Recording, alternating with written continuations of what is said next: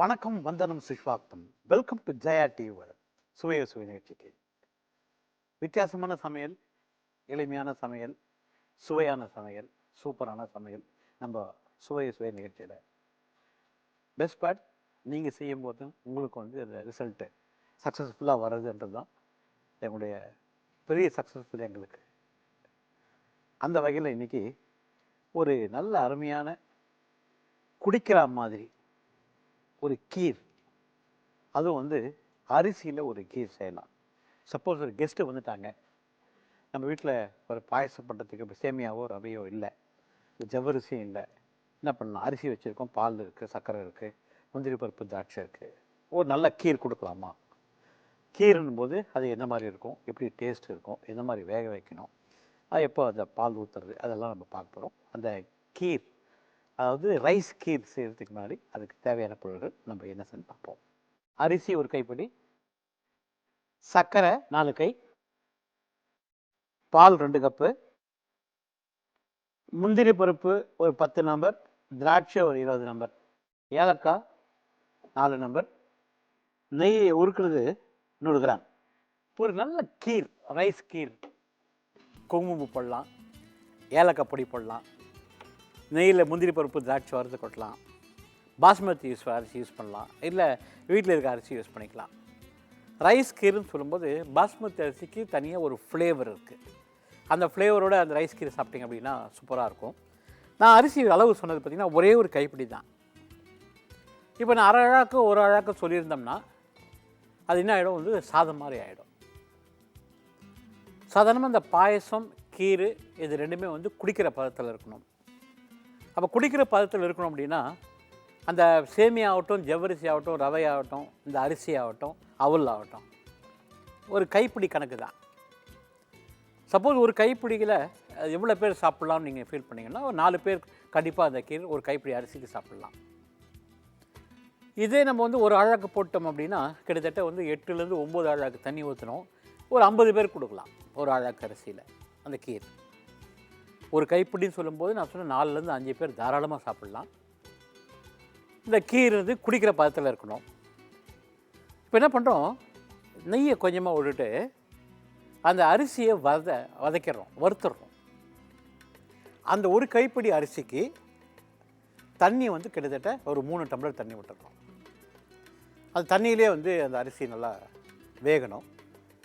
நல்லா வெந்த பிறகு பால் ஊற்றுறோம். பால் ஊற்றின பிறகு சர்க்கரை தேவையான அளவு, நான் 4 கைப்பிடி சர்க்கரை சொல்லியிருக்கேன். உங்களுக்கு தேவையான அளவு அது, அதாவது சில பேருக்கு வந்து சர்க்கரை கம்மியாக பிடிக்கும், சில பேருக்கு வந்து சர்க்கரை ஜாஸ்தியாக பிடிக்கும். அந்த பால் விட்ட பிறகு சர்க்கரையும் போட்டு நல்லா மிக்ஸ் பண்ணிவிட்டு நெய்யில் முந்திரி பருப்பு திராட்சையை வறுத்து அதில் கொட்டிடணும். ஏலக்காய் பொடி பண்ணி போட்டாலும் சரி, இல்லை குங்குமப்பூவை கிள்ளி போட்டாலும் வந்து வாசனை நல்லாயிருக்கும். கீர் 2 விதமாக குடிக்கலாம். ஒன்று வந்து ஜில்லுன்னு குடிக்கலாம், இல்லை 2வது வந்து சூடாக குடிக்கலாம். இந்த கீர் கூட தனியாக சாப்பிட்டா மட்டும் நல்லா இருக்காது. அது கூட நல்ல ஒரு பருப்பு வடை, இல்லை ஒரு மசால் வடை, ஒரு மெதுவடையில் சாப்பிடும்போது அதோட டேஸ்ட்டே அலாதியாக இருக்கும். ஸோ இப்போ அந்த ரைஸ் கீரை எப்படி செய்யுதுன்னு நம்ம பார்ப்போம். இப்போ வந்து சட்டி சூடாயிடுச்சு. இதில் நெய் ஊற்ற போகிறேன். நெய் வந்து ஒரு 2 டீஸ்பூன் நெய் ஊற்றிக்கிறேன். நான் சொன்னேன் ஒரே ஒரு கைப்பிடி அரிசி, பாஸ்மதி அரிசி ஒரு கைப்பிடி. இதை நம்ம நல்லா வதக்கலாம். அதாவது இந்த நெய் வாசனையோட இந்த பாஸ்மதி ரைஸை வதக்கிறோம். நான் இதுக்கு சொன்னேன், இந்த அரிசிக்கு, பாஸ்மதி அரிசிக்கு 4 கிளாஸ் தண்ணி. நான் சொன்னேன் கீருன்னு சொல்லும்போது குடிக்கிற பதத்தில் இருக்கணும், சாப்பிட்ற பதத்தில் இருக்கக்கூடாது. கீரும் பாயசம் அதே தான். இந்த பாயசம் சொல்லும்போது ஜவ்வரிசி பாயசம் சொன்னோம்னா ஜவ்வரிசி சுடு தண்ணியில் ஊற வச்சிடணும். ஒரு கைப்பிடிக்கு 4 கிளாஸ் தண்ணி, 3 கிளாஸ் பால். 4 கிளாஸ் தண்ணியில் நல்லா வந்து வேக விட்டுட்டு அதுக்கப்புறம் நல்லா அந்த ஜவ்வரிசி வந்த பிறகு அந்த பாலை ஊற்றிட்டிங்க அப்படின்னா சாப்பிடும்போது நல்லா சாஃப்ட்னஸ் கிடைக்கும். அதில் முந்திரி பருப்பு திராட்சை வறுத்து போடும்போது சூப்பராக இருக்கும். இப்போ பாருங்கள், இந்த அரிசி நல்லா வதங்கிடுச்சு. இதில் 3 கிளாஸ் தண்ணி இதில் விட்டுறேன்.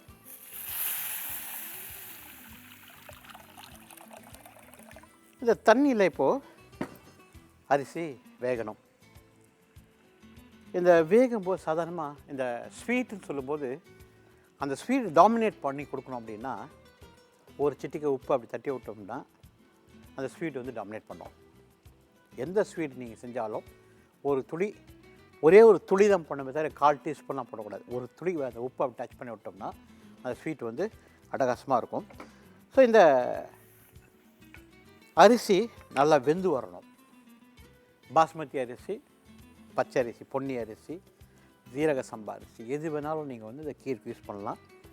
அதே மாதிரி அவலும் யூஸ் பண்ணிக்கலாம். அவலில் வந்து தட்டவல் யூஸ் பண்ணிங்க அப்படின்னா ரொம்ப நல்லாயிருக்கும்.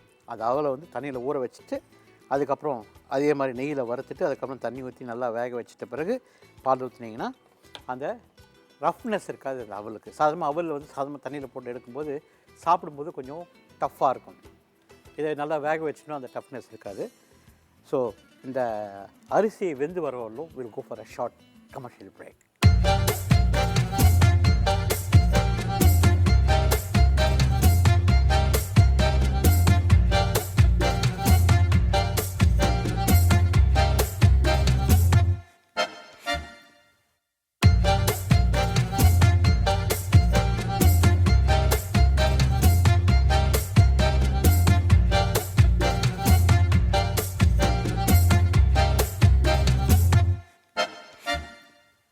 Welcome back to Jaya TV வழங்கும் சுவையோசு நிகழ்ச்சி. ரைஸ் கீர், அரிசி கீர்னு சொல்லலாம். கீருக்கும் பாயசத்துக்கும் வித்தியாசம் இருக்குது. இதை நெய்யில் வறுத்த அரிசியை, ஒரு கைப்பிடி அரிசியை 3 கிளாஸ் தண்ணி விட்டு வேக வச்சிட்டோம். நல்லா வெந்து போச்சு. இதில் பால் ஊற்றிட்டு சர்க்கரையை போட்டு ஏலக்காய் பொடி போட்டு நெய்யில் முந்திரி பருப்பு திராட்சை வறுத்து போடுவோம். இது வந்து ரைஸ் பாஸ்மதி அரிசியில் செய்கிறோம். அதோட வாசனை கொஞ்சம் டிஃப்ரெண்ட்டாக இருக்கும். குடிக்கிற பதத்தில் இருக்கும். அந்த அரிசியும் சாப்பிட்ற மாதிரி இருக்கும். அதாவது அந்த வெந்த போன சாதமும் சாப்பிட்ற மாதிரி இருக்கும். அந்த பாலோட ஒரு டிஃப்ரெண்ட்டான ஒரு டேஸ்ட்டு. ஸோ இப்போ வந்து இந்த அரிசி நல்லா வெந்துடுச்சு. இதில் நான் என்ன பண்ணுறேன் பாருங்கள், இந்த அரிசி நல்லா வெந்துடுச்சு. இதில் நான் பால் விட்டுறேன். 2 கப்பு பால் விட. இது பெரிய கப்புனால உங்களுக்கு 1 கப்பு தெரியுது. நம்ம ரெகுலராக யூஸ் பண்ணுற டம்ளர் அதனால் 2 கப்புன்னு எடுத்துக்கலாம். அந்த 2 கப்பு பால் இதில் விட்டாச்சு. அதே மாதிரி சர்க்கரை 4 கைப்பிடி சர்க்கரை இதில் போட்டுருவோம். நல்லா மிக்ஸ் பண்ணிக்கலாம். இப்போ இந்த அரிசி, பால், சர்க்கரை நல்லா மிக்ஸ் ஆகுது. அதை குடிக்கும்போது ஒரு என்ன சொல்லுங்க, பாயசம் எஃபெக்ட்னு சொல்ல மாட்டேன், இந்த கொஞ்சம் திக்னஸோடு அது இருக்குது. ஏன்னா அந்த ரைஸ் போட்டதால் கொஞ்சம் திக்னஸ் வரும். அது திக்னஸோடு குடிக்கும்போது சூப்பராக இருக்கும். குடிக்கிற பதத்தில் இருக்கும், சாப்பிட்ற பதத்தில் கண்டிப்பாக இருக்காது. இதில் ஏலக்காய் பொடி, நான் சொன்ன குங்குமப்பூ ஒன்று போடலாம், அப்படின்னா ஏலக்காய் பொடி போடலாம். இந்த ஏலக்கான்னு சொல்லும்போது ஏலக்காவையும் சர்க்கரையும் போட்டு மிக்சியில் போட்டிங்கன்னா உங்களுக்கு வந்து பொடி வந்துடும். தனியாக ஏலக்காய் மிக்சியில் போடும்போது அந்த ஏலக்காய் பொடி கிடைக்காது. சர்க்கரையோடு சேரும்போது 2 ஒன்றா கலக்கும்போது என்ன ஒன்று அதை நல்லா உடஞ்சி அந்த பொடி ஏலக்காய் பொடி வாசனையோடு இதில் போடும்போது சூப்பராக இருக்கும். ஸோ இந்த ஏலக்காய் பொடி இதில் போட்டுறேன். தோல் மாத்திரம் எடுத்துட்டேன். ஏலக்காய் பொடி போட்டு நல்லா மிக்ஸ் பண்ணிடுறோம். ஒரு வாட்டி பார்த்துக்கோங்க. ஒரு கைப்பிடி அரிசி, ஒரே ஒரு கைப்பிடி அரிசி 2 டீஸ்பூன் நெய்யை விட்டு வறுத்துட்டு 3 கிளாஸ் தண்ணி விட்டு அந்த அரிசி நல்லா வேக வச்சிட்டோம். 1 கப்பு, அதாவது சின்ன கப்பில் 2 கப் பால் விட்டோம். சர்க்கரை 4 கைப்பொடி போட்டாச்சு. ஏலக்காய் பொடி போட்டாச்சு. இந்த கீர் வந்து அழகாக அந்த ரைஸோடு சேர்ந்து ஜெல் ஆகும்போது சூப்பராக இருக்கும். இப்போ நான் என்ன பண்ணுறேன், இந்த அடுப்பை நான் பற்ற வச்சுக்கிறேன்.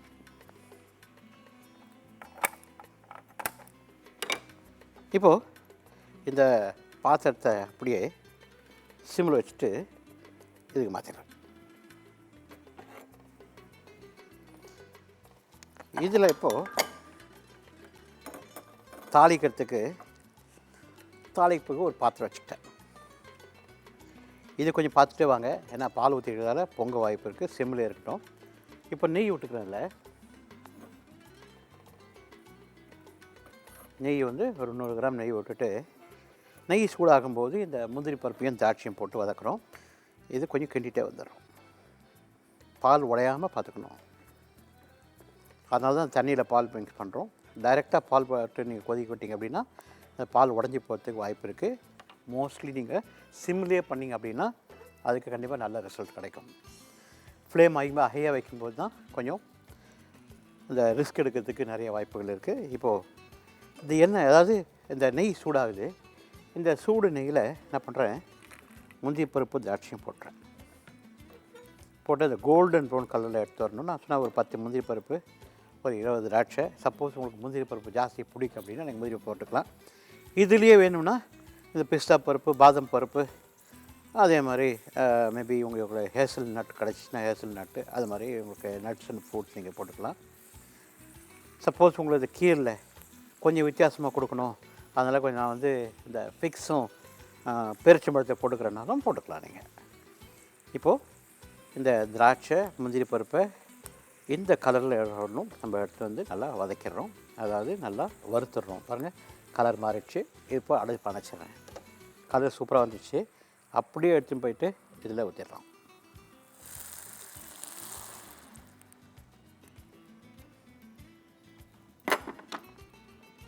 இங்கே அணைச்சிட்டேன். இப்போது நல்லா மிக்ஸ் பண்ணிக்கிறோம். ஒரு அட்டகாசமான ஒரு கீர், ஐஸ் கீர் ரெடி ஆகிடுச்சு. நான் சொன்னேன் இதை கடைசியில் குடித்தாலும் சரி, முதல்ல குடித்தாலும் சரி, இல்லை அப்பப்போ குடித்தாலும் சரி, கலக்கலான ஒரு கீர்.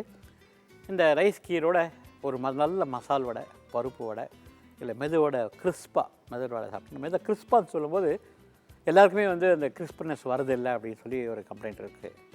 நீங்கள் உளுத்தம் பருப்பை மினிமம் வந்து ஒரு அட்லீஸ்ட் ஒரு 5 hours அது ஊற வைக்கணும். தண்ணி இல்லாமல் பொங்க ஆட்டணும். சின்ன சின்ன உருண்டையாக உருட்டி அந்த கடாயில், எண்ணெய் கடாயில் பொரிச்சு எடுக்கும்போது மேல் பக்கம் வந்து கிறிஸ்பினஸ் கிடைக்கும், உள்ளே பார்த்திங்கன்னா சாஃப்ட்னஸ் கிடைக்கும். வேறு எதுவுமே தேவையில்லை அதுக்கு. ஸோ அந்த வடையோடு இந்த கீர் சாப்பிடும்போது கலக்கலாக இருக்கும். இப்போ அதை வந்து பரிமாறிடலாம். இந்த கீர் அட்டகாசமாக ரெடி ஆகிடுச்சு. ஒரு கப்பில் இந்த கீர் ஊற்றிக்கலாம்.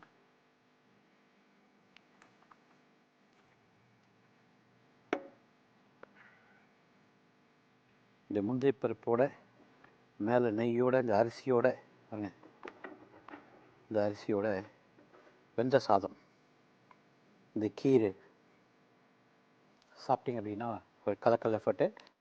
இந்த அரிசி கீர் உங்களுக்கு பிடிச்சிருக்கு நினைக்கிறேன். இதை செஞ்சு சாப்பிட்டு பார்த்துட்டு எப்படி சொல்லுங்க.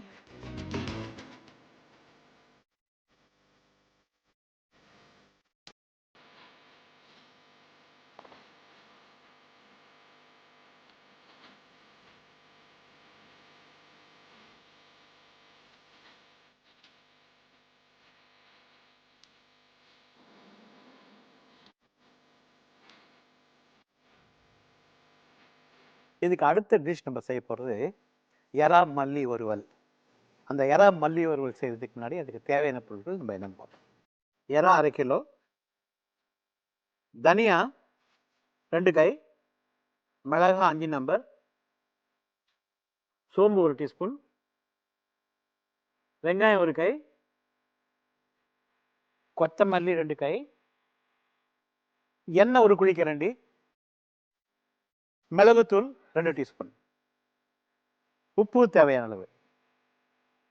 இப்போ எறா மல்லி வறுவல்.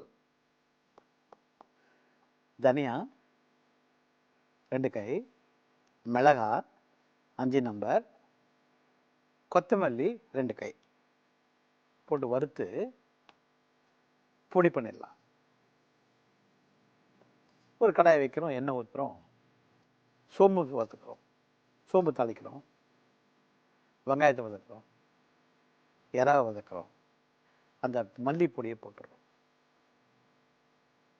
ஒரு எறாக்கே ஒரு உண்டான ஒரு மல்லியோட ஒரு டேஸ்ட்டு, மல்லின்றது கொத்தமல்லி டேஸ்ட்டு, ஒரு நல்ல மிளகா கிள்ளிப்போட சாம்பார், ஒரு பருப்பு ரசத்தோட இந்த ட்ரையான மல்லி எறா சாப்பிடும்போது ஒரு கலக்கல் டேஸ்ட். தோசையோட சாப்பிடும்போது சூப்பர், சப்பாத்தியோட சாப்பிடும்போது ஃபென்டாஸ்டிக்காக இருக்கும். இப்போ இந்த எறா மல்லி வறுவலை நம்ம எப்படி செய்யுதுன்னு பார்ப்போம். நான் சொன்ன 2 கை தனியா, 5 காஞ்ச மிளகாய், 5 காஞ்ச மிளகாய், கொஞ்சம் சோம்பு, அதாவது 1 டீஸ்பூன் சோம்பு போட்டு இதை வதக்கிடும். இதில் இந்த கொத்தமல்லியும் சேர்த்துக்கிறோம். இந்த வதக்கி கொஞ்சம் முதல்ல வதங்கிட்டோம். வதங்கிட்டு கேட்கலாம். ஒரு கேள்வி கேட்கலாம் நீங்கள். இதில் நான் வந்து இது மாத்திரம் வேணாம் அப்படின்னா நான் பட்டை லவங்க பிரிஞ்சியில் சேர்த்துக்கலாமா? அந்த வாசனைக்கு சேர்த்துக்கலாம், ஆனால் டேஸ்ட் மாறும். பூண்டு சேர்த்துக்கலாமா? சேர்த்துக்கலாம், ஆனால் டேஸ்ட் மாறும். இதுக்கு ஒரு டேஸ்ட்டு, இந்த சோம்புக்கும் அந்த தனியாவுக்கு ஒரு டேஸ்ட்டு. அதே மாதிரி இதில் மல்லி போடும்போது ஒரு டேஸ்ட்டு. இந்த மல்லியும் போட்டேன். போட்டு இதையும் போட்டு நல்லா வதக்கணும். இதை போட்டு பவுடர் போடும்போது அது எறா எந்த கலர் வரும்னு பார்த்துக்கோங்க. அந்த டேஸ்ட் எப்படி இருக்குன்னு பார்த்துக்கோங்க. நான் சொன்ன மாதிரி கொஞ்சம் ட்ரையாக வரும். ஏன்னா அது தக்காளி பழம் கிடையாது, இஞ்சி பூண்டு கிடையாது, தொக்கு மாதிரி வராது. ஒரு மாதிரி ட்ரையாக இறால கொட்டிகிட்டு வரும். இந்த இறான்னு சொல்லும்போது கொஞ்சம் மஞ்சத்தூள் போட்டு உப்பு போட்டு ஊற வச்சுக்கோங்க. நல்லா அலசிட்டு மஞ்சத்தூள் உப்பு போட்டு ஊற வச்சுக்கோங்க. அப்போ தான் அந்த இறால உப்பு பிடிக்கும். இப்போ இந்த கொத்தமல்லி பாருங்கள், நல்லா சுருங்கி போய் நல்லா ட்ரை ஆகிடுச்சு, நல்லா வதங்கிடுச்சு. இப்போ இதில் என்னென்ன போட்டோம்? தனியா 2 கை, காஞ்ச மிளகாய் ஒரு 5 நம்பர், 1 டீஸ்பூன் சோம்பு, 2 கை மல்லி, அதாவது கொத்தமல்லி போட்டோம். இப்போ என்ன பண்ணலாம்? இந்த தனியா நல்லா வதங்கிடுச்சு. அதே மாதிரி இந்த கொத்தமல்லியும் நல்லா வதங்கிடுச்சு. ஆற விட்டுட்டு, ஃபேன் கீழே ஆற விட்டுட்டு இதை வந்து நம்ம பொடி பண்ணிக்கணும். தனியாவை நல்லா வறுத்தாச்சு. இப்போ என்ன பண்ணுறேன்? அடுப்பை அணைச்சிடுறேன். ஆற விட்டுட்டு இதை பொடி பண்ணிக்கணும். பொடி பண்ணிட்டு வரவர்களும் will go for a short commercial break.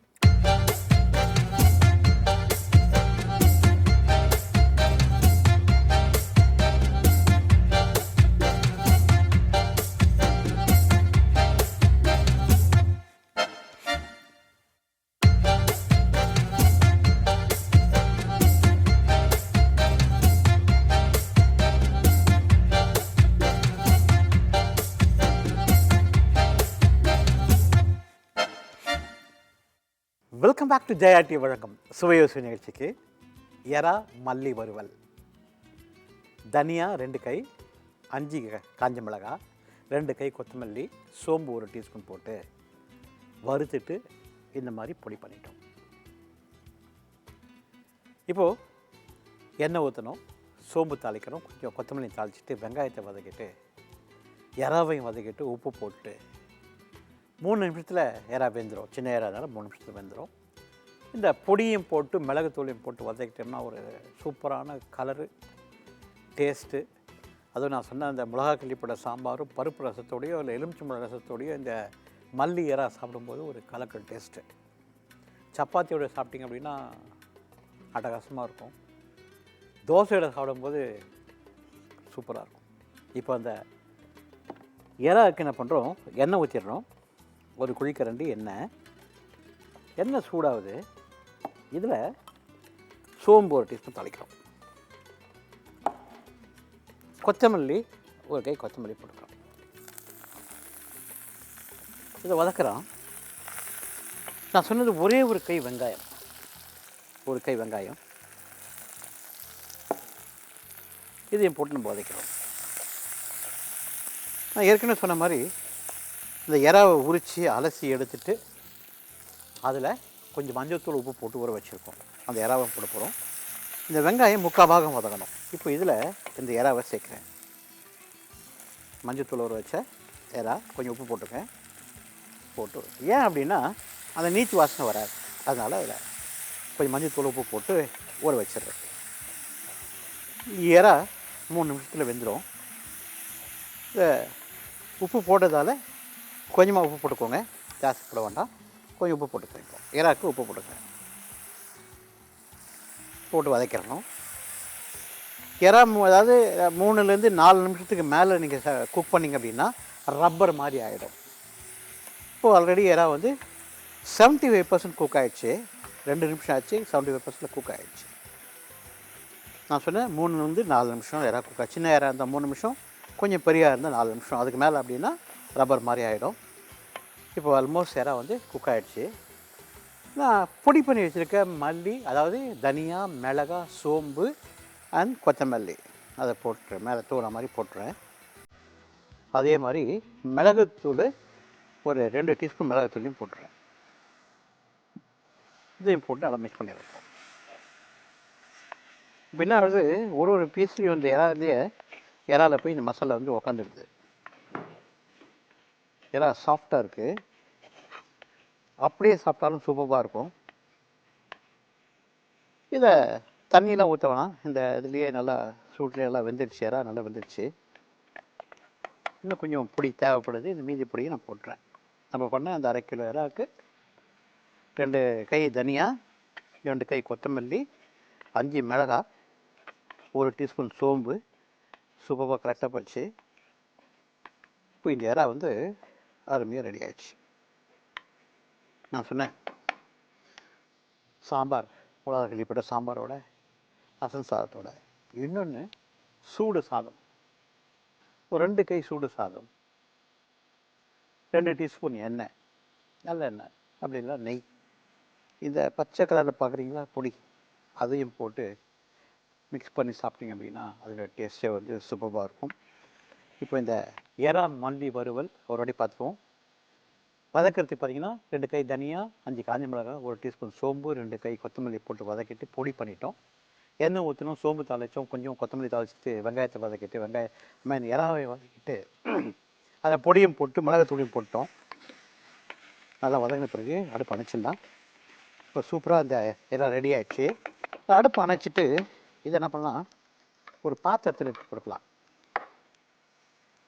சூப்பரான இறா மல்லி வறுவல். நான் சொன்னேன் அந்த பொடியை சாதத்தில் மிக்ஸ் பண்ணி சாப்பிடும்போது கலக்கலான ஒரு டேஸ்ட்டு. வாசனை சூப்பராக இருக்குது. இங்கே இதில் கொஞ்சம் கொத்தமல்லி தழை போட்டுக்கலாம்.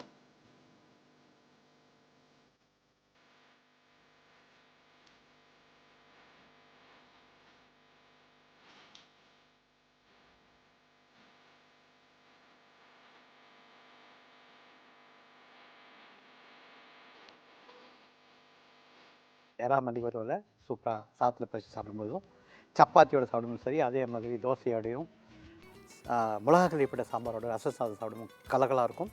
இந்த 2 டிஷ் நீங்கள் செஞ்சு பாருங்கள். நம்ம முதல்ல வந்து ரைஸ் கீரை செஞ்சோம். ரைஸ் என்ன பண்ணோம், கொஞ்சம் நெய் விட்டுட்டு அரிசி நல்லா வதக்கிட்டு 3 கிளாஸ் தண்ணி விட்டு வேக வச்சுட்டு அதில் பால் விட்டுட்டு சர்க்கரையும் போட்டு ஏலக்காய் பொடியும் போட்டு முந்திரி திராட்சை நெய்யில் வந்து போட்டோம். அருமையான ரைஸ் கீரை, அதே மாதிரி இறா மல்லி வறுவல். இந்த 2த்தையும் நீங்கள் செஞ்சு சாப்பிட்டு பார்த்துட்டு எப்படி சொல்லுங்கள். உங்களை அடுத்த வாரம் சந்திக்க முடிய போகிறது தாமோதரன். நன்றி, வணக்கம், வணக்கம், வணக்கம்.